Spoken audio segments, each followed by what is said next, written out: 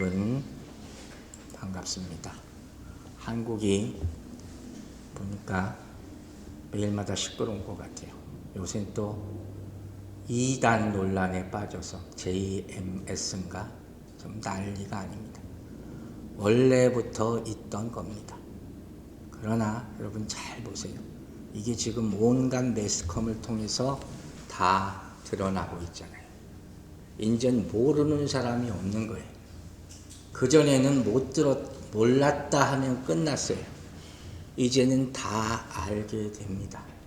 종말이 더 성큼 다가오고 있다는 것을 보여주는 사인이에요. 이단 논란이 하도 많았는데 저는 젊었을 때는 항상 그랬어요. 그거 가지고 뭐 이러고 저러고 하느니 복음 한 번 더 전하는 게 낫겠다. 요즘 돌아가는 세태를 보면서 조금 생각을 바꿨습니다.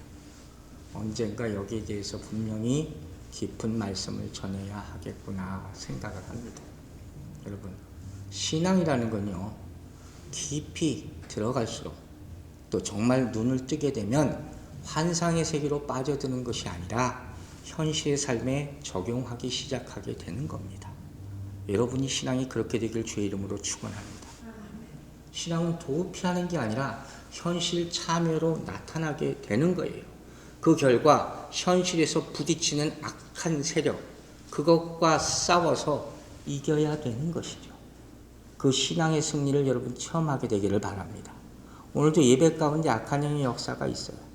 그게 참 힘들게 느껴질 때가 있단 말이에요. 더 뜨겁게 찬양하고 크게 찬양하고 더 기도해서 여러분 모두가 승리하게 되기를 주의 이름으로 축원합니다. 이 일이 바로 누가 하신 일이에요? 예수님이 이 땅에 오셔서 하신 일이에요. 예수님의 3대 사역이 뭡니까? 귀신 쫓고 병자 고치고 말씀 선포하고, 이것이 바로 천국이 하늘나라가 거기서부터 시작되는 거예요. 그걸 우리는 이 땅에서 이미 보는 거예요. 하나님의 나라가 여러분 가운데 임하게 되기를 주의 이름으로 축원합니다. 내 손에서 무슨 능력이 나가고 불이 보이고 이게 아니라 하나님의 나라가 임할 때 그 순간 치유의 능력이 분명히 나타날 줄로 믿습니다. 그걸 보라는 거예요. 로마서 보면 1장 20절에 유명한 말씀 나오죠. 자, 로마서 1장 20절 보세요.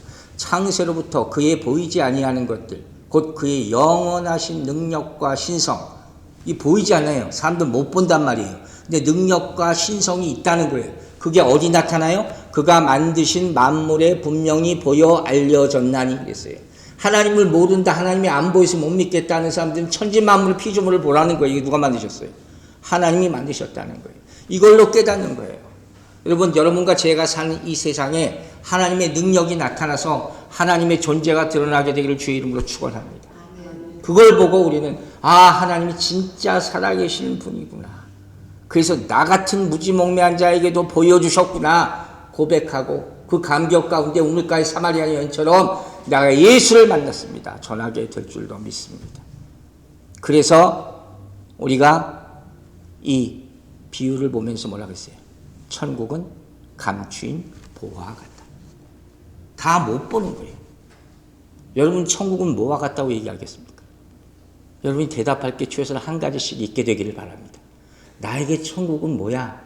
세상 사람들도 그런 표현들을 써요. 천국에 왔다. 믿는 사람들은 분명히 그 비유가, 삶의 비유가 하나씩 있어야 되는 거예요. 즉 천국은 내가 죽어서만 가는 곳이 아니라 뭐예요? 지극히 일상적이고 평범한 매일의 삶 속에서 나타나야 되는 거예요. 오늘부터 그걸 보여달라고 기도했어요. 그래서 우리는 미래에 주어질 내가 보게 될 천국을 소망하면서 살아갈 뿐만 아니라 오늘의 평범하고 일상적인 삶 가운데서 천국을 맛보며 살아가야 될 줄로 믿습니다. 특별히 오늘 이 시간, 이 예배의 시간이 천국을 접하는 시간이 되길 주의 이름으로 축원합니다. 그런데 우리가 잊지 말아야 될 중요한 게 하나 있어요. 그게 뭐냐? 우리가 일상적인 천국을 발견하고 천국을 소유하고 그렇게 하기 위해서는 뭐가 필요해요?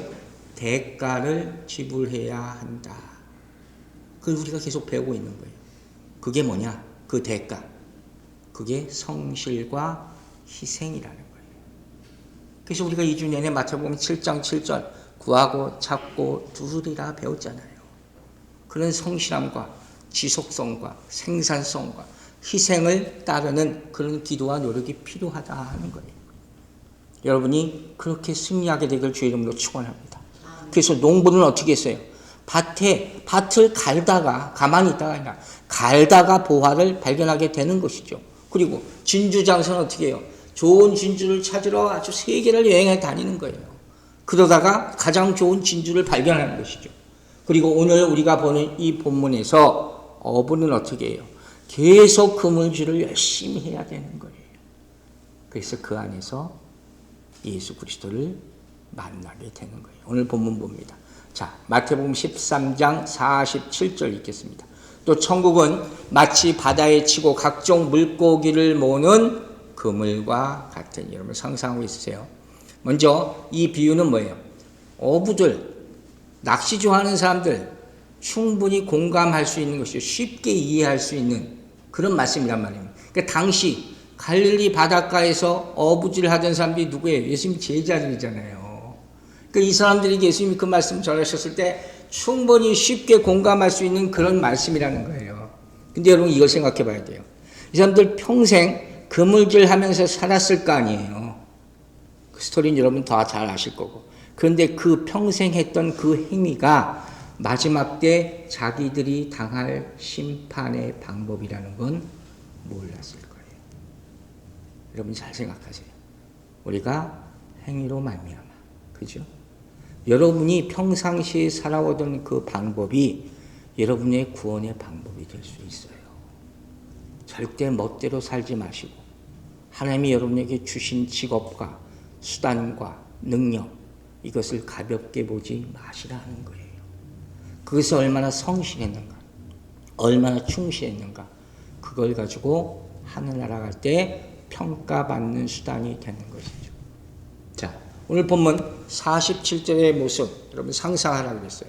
이게 어떻게 물고기를 잡는 거냐 봤더니 큰 배 같은 거, 크고 작은 간에 배에 두 개의 그물을 이렇게 양쪽에 거는 거예요. 그래가지고 배가 움직여가면 해안 쪽으로 온다는 거예요. 그래서 바다 저인망으로 밑에 아주 깊이까지, 그래서 싹 쓸어 모은다는 거예요. 아니면 배 한 척에 그물을 달고 해안가 한쪽에 그물을 또 고정시켜놔서 배가 이렇게 해안을 향해서 돌면 물고기들이 싹 다 잡히게 된다는 것이죠. 그림 하나 보내주는데 그림 있어요? 그림 없으면 보여주죠. 없어도 상관없고. 그래서 물고기를 아주 싹쓸이를 하는 거예요. 바다 깊은 데까지 다 흙기 때문에 뭐라 그랬어요? 각종 물고기를 다 잡아끈다는 거예요. 저 배 한쪽에 있고 싹쓸이를 하는 거죠. 그러니까 소위 말해서 every kind라고 했어요. every kind. 여러분 이걸 꼭 기억하고 계시라는 거예요. 그리고 이 말씀을 생각하면서 이 모습을 상상해가면서 오늘 이 비유의 말씀이 어떤 우리에게 상징적인 의미를 가지고 있는가, 그 교훈을 배우는 거예요. 첫 번째 교훈은 뭐냐? 천국은 모든 종류의 물고기를 다 잡아가는 그물과 같이 모든 부류, 어떤 종류든 간에 어떤 사람들 간에 다 들어올 수 있는 곳이다. 믿으시면 아멘 하시기 바랍니다. 어떤 사람도 다 들어올 수 있는 곳이 천국이에요. 아주 쉽죠. 즉 제가 이렇게 생각했어요. 첫째, 이건 무슨 의미냐? 천국문은 아직 열려 있습니다. 너무 쉬워 안심되는 것이죠. 천국문은 아직 열려 있어요. 이거 어떻게 할까요? 제가 알 수 있는 방법 두 가지를 알려드릴게요. 첫 번째, 성경이 증명을 합니다. 자, 계시록 21장 25절 보세요. 낮에 성문들을 도무지 닫지 아니하리니 거기에는 밤이 없으리라. 열려 있어요. 여러분 천국문은 닫혀 있지 않고 열려 있다고 성경에 나타나 있어요. 우리가 찬송가 492장 불렀죠. 잠시 세상에 내가 살면서 후렴에 뭐예요? 열린 천국문 내가 들어가. 여러분 들어가게 되길 주의 이름으로 축원합니다. 노아의 방주 문이 어떻게 있어요? 다 들어올 때까지 열려 있어요. 8명 다 들어올 때까지. 그리고 하나님이 밖에서 닫으셨다고 분명히 성경에 나와 있어요. 문제는 내 마음의 문이 닫혀져 있는 것이지 하나님의 문은 닫혀져 있는 적이 없단 말이에요. 그래서 계시록 3장 20절에 뭐라 그랬어요? 문 밖에서 두드리노니 지금 얘기하시잖아요. 천국문은 열려 있다니까요. 그럼 거기에 다 들어갈 수 있을까? 어떤 사람이 이런 질문을 하더라고요. 천국문 앞에 가면 무서운 사람이 베드로 같은 사람이 딱 문지기로 지키고 있지 않겠니? 그래서 무서워서 못 들어갈 것 같다. 누가 그 안에 들어갈 수 있을까? 성경이 답을 줍니다. 계시록 3장 21절 보세요. 이기는 그에게는 내가 내 보좌에 함께 앉게 하여 주기를 내가 이기고 아버지 보좌에 함께 앉은 것과 같이 하리라. 아멘. 여러분, 이 땅에서 믿음의 승리를 하는 자는 반드시 천국에 들어갈 줄로 믿으시기 바랍니다. 싸워 이겨야 돼요. 문은 열려있지만 다 들어가지 못하는 거예요. 아시겠어요? 천국 문이 열리는지 어떻게 한다고요? 첫째, 성경이 분명히 우리에게 보여주고 있어요. 또 한 가지, 천국 문이 열려있는지 아직 열려있는지 어떻게 하나? 두 번째, 교회가 아직 존재하고 있기 때문이에요. 믿으시면 아멘 하세요. 자, 우리가 분명히 중요한 거 하나만 짚고 넘어갈게요. 로만 캐톨릭 처치, 우리 보통 가톨릭 교회라고 하잖아요. 이 가톨릭 교회가 개신교, 프로테스탄트하고 다른 중요한 점 중에 하나가 뭔지 아세요? 가톨릭 교회는 구원을 받는데 반드시 교회를 통해서 받는다고 하죠. 이게 그들이 교회의 핵심이에요. 근데 개신교, 프로테스탄트 뭐라고 해요? 개인적인, 퍼스널한, 개인적인 하나님과의 관계를 중요하게 생각한단 말이에요. 그러니까 우리는 믿기만 하면 된다고 그러잖아요. 그런데 답은 뭘까요? 캐톨릭이 맞을까요? 개신교가 맞을까요? 둘 다 맞아요. 하나님은 개인과 교회를 통해서 역사하십니다. 자, 마태복음 16장 18절 보세요. 또 내가 네게 이르노니 너는 베드로라. 내가 이 반석 위에 내 교회를 세우리니. 이 반석이 뭐라고 했어요? 말씀.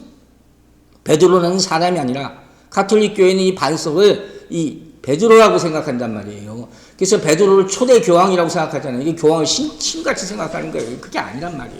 그래서 음부의 권세가 막지 못하리라. 교회는 누가 세우셨어요? 주님이 말씀으로 세우셨음을 믿으시기 바랍니다. 그리고 성령이 임하여 흩어져서 땅끝까지 복음을 전하라. 분명히 얘기했잖아요. 그러니까 이 핵심은 뭐예요? 예수님의 말씀이 살아있고 예수님의 말씀을 전하는 그런 교회가 이 땅에 아직도 있다면 천국 문은 스틸 열려있다는 거예요. 아멘 되십니까? 그 교회가 있어야 되는 거예요. 그 교회가 사라지면 그 순간 하나님의 교회를 통한 구원이 있기 때문에 우리 구원의 길이 막힐 수도 있다는 것이죠. 지금 오늘 본문에서 그 문은 뭘 상징해요? 천국을 상징한단 말이에요. 그 천국은 이 땅의 교회를 의미한단 말이에요.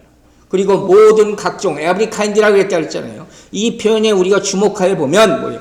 그물의 모든 종류의 고기가 다 걸리는 것처럼 천국은 인종이나 성별이나 무슨 신앙이나 신분이나 이런 거 전혀 가리지 않고 모든 사람을 수용하고 모든 사람에게 전파되는 것이다 하는 거예요. 가리지 말라는 거예요. 그 말씀이 어디 있어요? 여기 수많은 말씀이 있지만 가장 유명한 건 그 마태복음 18장 19절 아니에요. 보세요. 그러므로 너희는 가서 모든 민족을 제사로 삼아 아버지와 아들과 성령의 이름으로 세례를 베풀고. 가리지 말라. 즉 교회 안에는 세상의 선과 악이 공존하는 것처럼 온갖 종류의 사람들이 다 있어요. 여러분, 우리도 다 다르잖아요. 쉽게 얘기하면 좀 좋은 신자, 나쁜 신자, 이게 말이 안 되는 것 같지만 다 섞여 있는 거예요. 어디서 뭐라고까지 얘기하냐면 악한 자는 악한 대로 계속 있고 선한 자는 선한 자로 계속 있고 하나님의 자녀는 하나님의 자녀대로 있고 마귀의 자녀는 마귀의 자녀로 계속 있어서 다 섞여져 있는 게 교회다. 세상은 똑같다 하는 거예요. 왜 틀린 얘기가 아니에요. 물론 우리는 교회가 거룩하길 바라고 성결하길 원합니다. 그렇게 되기를 간절히 기도하죠. 그러나 문제는 뭔지 아세요? 이 지상의 교회는 완전한 거룩한 교회가 되지 못해요. 왜 그럴까요? 왜 이 땅의 교회가 거룩한 교회가 되지 못할까요? 제가 얘기 자주 했어요. 그 이유는 다른 사람이 아니라 나 때문이에요. 교인의 99%가 다 거룩해도 내가 거룩하지 못하기 때문에 이 교회가 완전한 거룩한 교회가 되지 못한다는 거예요. 여러분 절대로 앞으로 혹시라도 저 사람이 문제야 하지 마세요. 그 사람이 문제인 거예요. 그럼 예수님의 제자가 12명이죠. 그 가운데 어떤 사람이 생각나요? 가룟 유다. 그죠? 그래서 어떤 신학자는 뭐라고까지 얘기했냐면 이 얘기는 12 중에 하나는 마귀다. 이렇게까지 얘기해요. 웃구리가 지나갈 문제가 아니에요. 자, 보세요. 예수님이 직접 가룟 유다를 콕 집어서 얘기하시는 장면이 요한복음에 나와요. 13장. 요한복음 13장 10절. 예수께서 이르시되 이미 목욕한 자는 발밖에 씻을 필요가 없느니라. 온몸이 깨끗하니라.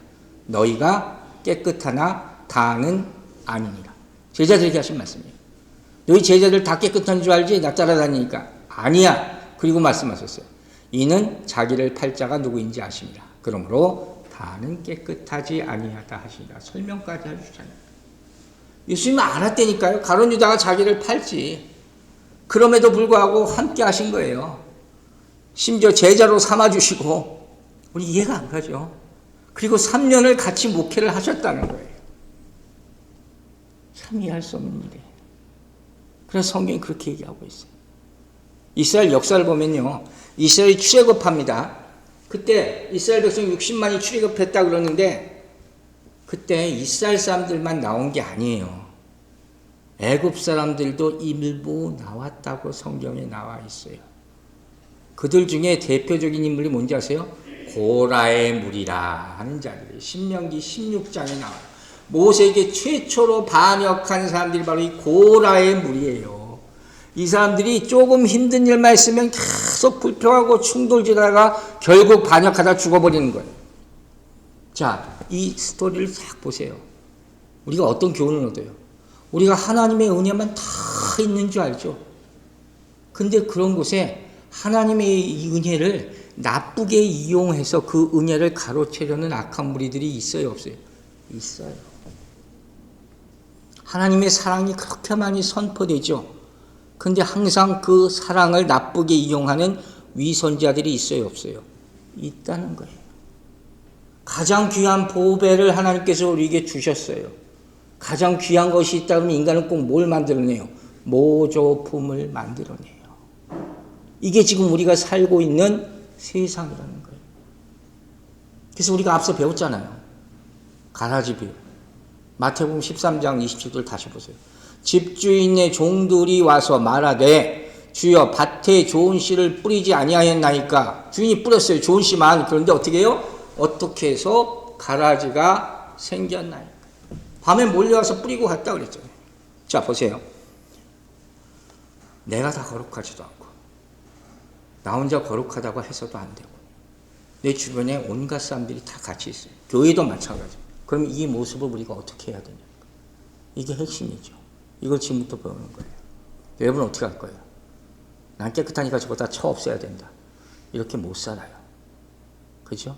첫째, 먼저 지나치게 구별의식을 가지지 않도록 하시란 말이에요. 이건 좋고 이건 나쁘고 물론 믿음은 그래야 돼요. 그러나 그게 적용하기가 쉽지 않다는 거예요. 자, 마태복음 13장 29절 뭐라 그랬어요? 주인이 이르되 가만두라. 가라지를 뽑다가 곡식까지 뽑을까 염려하노라. 이거 배웠죠? 주님이 말씀하셨어요. 그냥 일단 둬 하는 거예요. 여러분 이 말씀 끝까지 잘 들으셔야 돼요.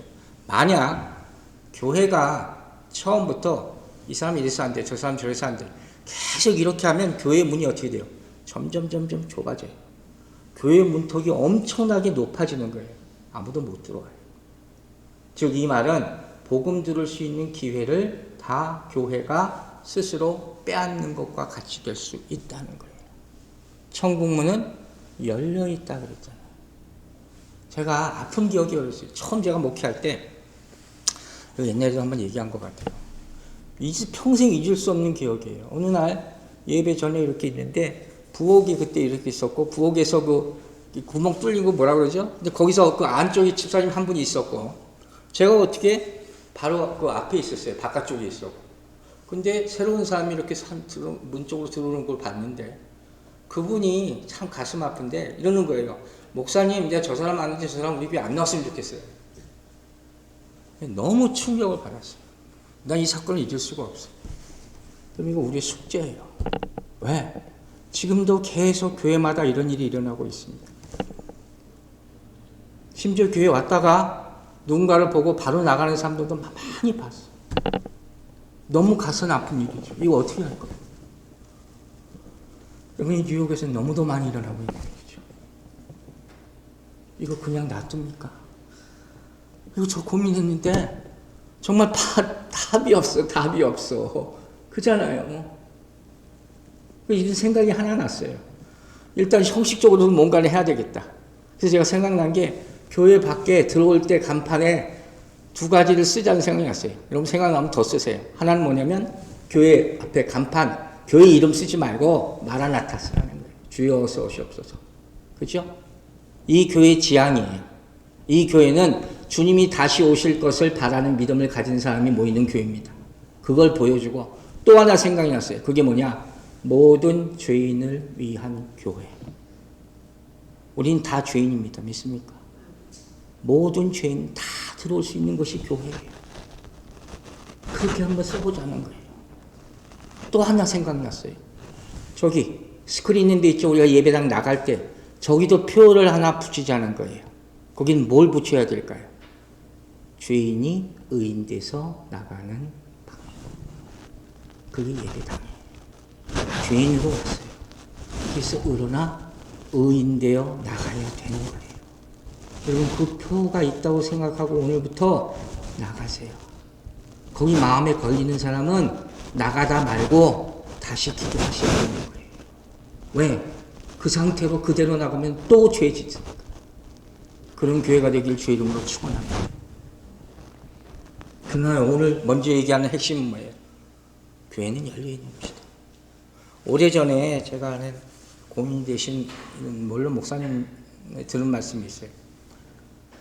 한국교회에서 한창 부흥할 때 여름에 예배를 마치면 많은 사람들이 막 오니까 재밌는 얘기예요. 여름에 와이셔츠 입고 많이 다니잖아요, 한국 분들이. 근데 나중에 인사할 때 보면 주머니에 담배 넣고 다니는 분들이 많이 보인다는 거예요. 와이셔츠만, 여름 와이셔츠만 입으면 이게 다 보일 거 아니에요. 그러니까 목사님들이 인사하면서 얼마나 좀 뻘쭘하고 애매할 거 아니에요. 근데 그 목사님이 뭐라 했냐면 그런 분들 보면 자기는 더 열심히 안아주고 인사를 잘해준다는 거예요. 왜? 아니 그럼에도 불구하고 교회에 나왔으니까 얼마나 더 믿음이 큰 거냐. 아니면 뻔뻔하든지 둘 중에 하나인 거 아니냐 하는 거예요. 재밌는 얘기죠. 비록 담배는 못 끊었지만 그 자기가 나쁜 짓도 하고 다른 사람이 보기에 좀 거북할 줄 알면서 불구하고 그래도 또 예배드리러 나왔다는 거예요. 그잖아요. 그러니까 어찌 보면 아직 못 끊었을 뿐인데 그렇다고 해서 아니 오늘부터 소지품 검사합니다 입구에서 그러면 어떻게 누가 교회에 나와요. 아무도 못 나온다는 거예요. 목자의 마음은 그저 나와 앉아있으면 감사한 거예요. 감사한 거예요. 제가 저는 교회 공사할 때 재밌는 일이 하나 있었어요.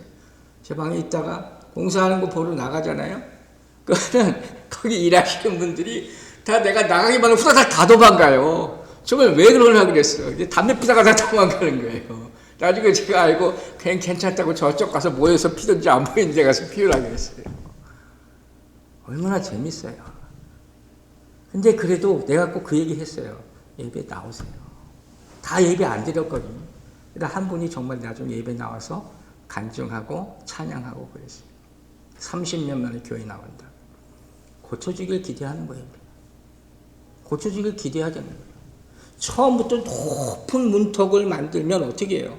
아무도 못 들어온단 말이에요. 믿음이 뭔지도 모르는 사람들한테 그렇게 해버리면 어떻게 해요? 초장부터 포기하라는 얘기예요. 그 멍해가 되는 평생 교회에 다닐 수 없게 되는 거예요. 여러분 초기 신학자 오리겐이라는 사람이 있어요. 오리겐이라는 사람인데 이 사람이 유명한 말을 했어요.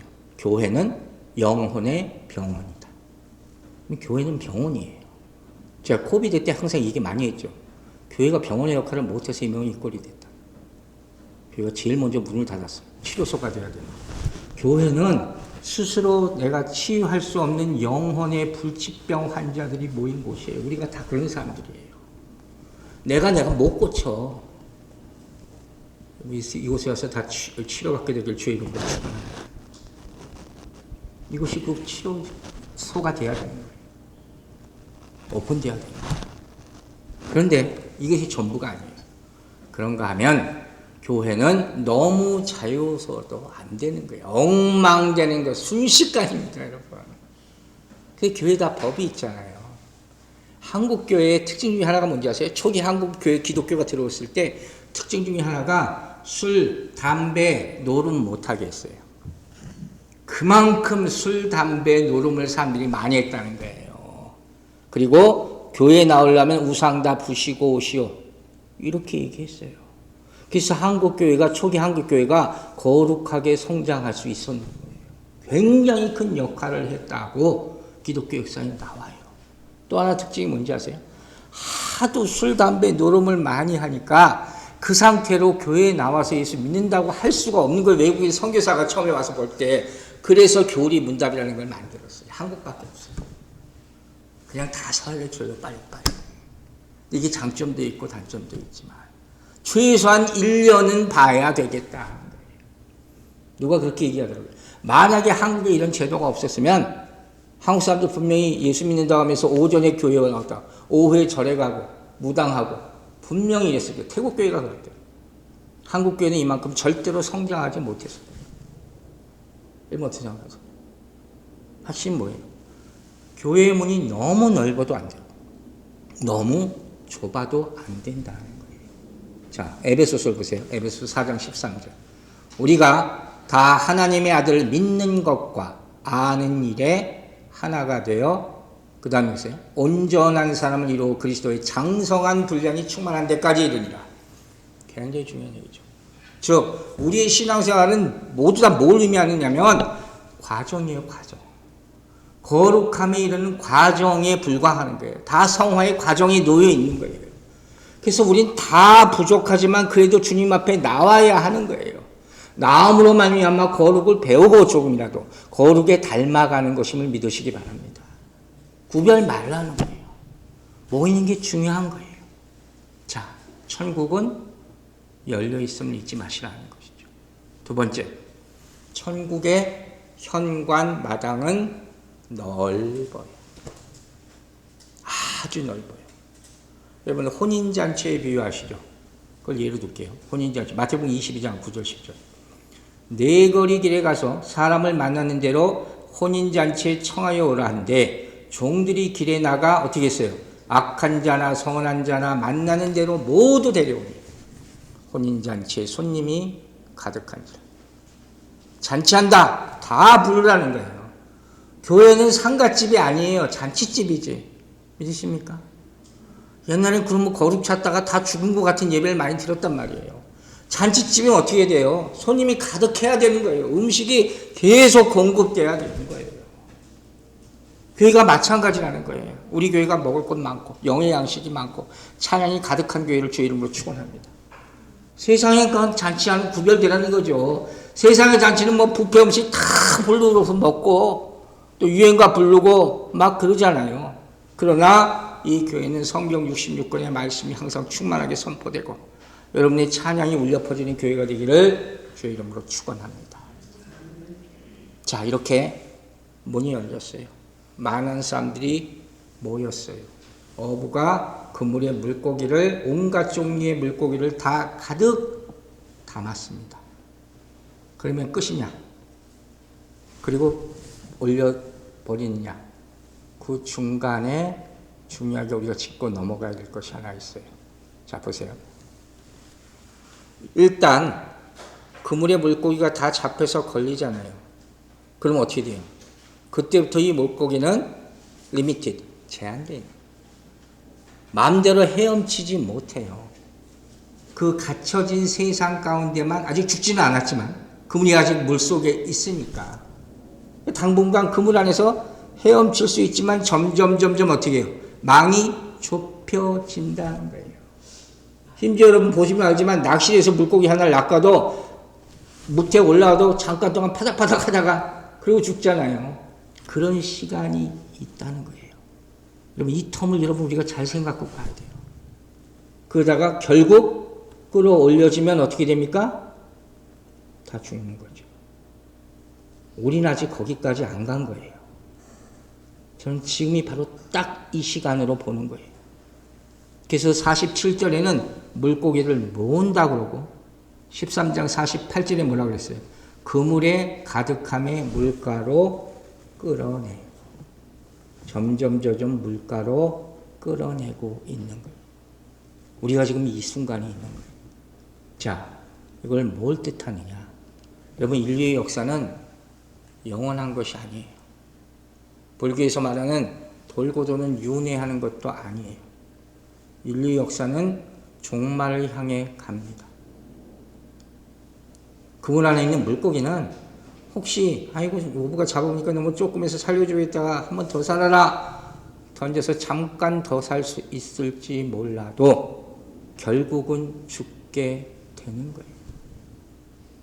마지막에 오는 것이에요. 요한복음을 보면 21장에서 이렇게 표현했어요. 21장 요한복음 21장 18절 내가 진실로 진실로 내게 이르노니 내가 젊어서는 스스로 띠띠고 원하는 곳으로 다녔거니와 늙어서는 내 팔을 벌리리니 남이 내게 띠띠우고 원하지 아니하는 곳으로 데려가리라. 베드로의 운명을 말씀하시는 거죠. 마음대로 살았어요. 그러나 결국 십자가에 못 박혀 죽을 것이다. 여러분, 야곱이 그렇게 자기 멋대로 도망치면서 돌아다녔어요. 마지막에 어떻게 하세요? 환도뼈를 쳐버렸어요. 그때가 오고 있다는 거예요. 누구도 영원히 살 수 없어요. 누구도 마음대로 내 삶을 연장시킬 수 없어요. 하나님이 역사의 줄을 잡고 계세요. 그래도 한 번은 확 당기시면 그것으로 끝나는 거예요. 그게 이번 주 암송 구절이에요. 히브리서 9장 27절 다시 봅니다. 한 번 죽는 것은 사람에게 정해진 것이요. 그 후에는 뭐가 있어요? 심판이 있으리니 암송하시고 반드시 전도하시라고 했습니다.